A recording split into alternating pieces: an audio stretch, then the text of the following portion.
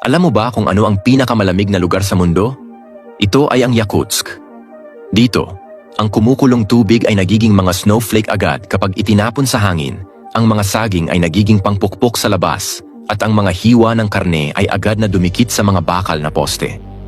Ayaw ng mga tao na maglakad ng malayo dahil ang manatili sa labas ng higit sa 10 minuto ay maaaring magdulot ng frostbite.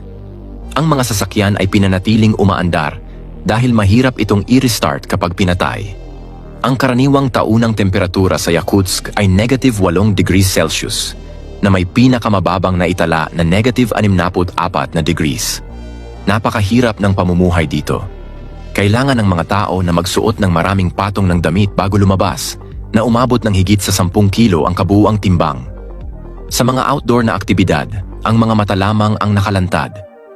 Madali ring magka-frostbite ang iba pang bahagi ng katawan. Para sa mga vegetarian, napakahirap makahanap ng sariwang gulay dito, pero para sa mga mahilig sa karne, maaaring parang paraiso ito.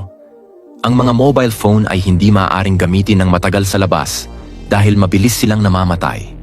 Karamihan sa mga tao ay nakatira sa mga tradisyonal na bahay na gawa sa kahoy, at kahit ang paglilibing sa mga mahal sa buhay ay isang hamon, kinakailangan pang maghanda ng apoy upang tunawin ang nagyelo na lupa. Sa kabila ng malamig na kapaligiran, mahigit 300,000 tao ang nakatira dito. Kung bibigyan ka ng bahay, handa ka bang tumira dito?